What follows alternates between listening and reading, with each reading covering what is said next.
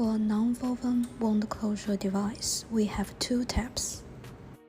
We have single tap, that is one button, one device.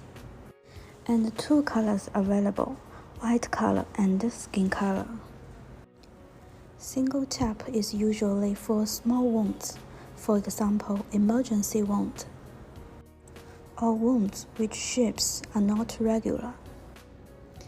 Also, we have combination tap, which means several buttons in one device.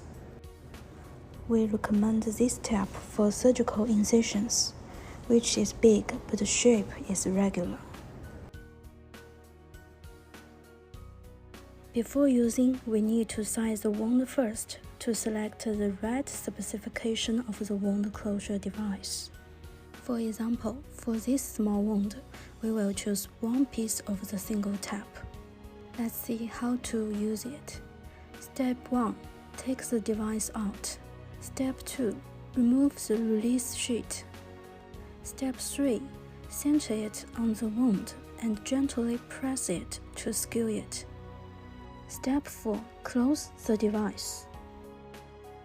This non-woven tap is tension adjustable, which means if you close it too tight, just lift the tap up and then adjust the tension again. Step 5. Cut off the pull tab. Step 6. Apply point disinfection. Step 7. Apply a secondary dressing to cover the device. When the wound is healed, it is very simple to remove.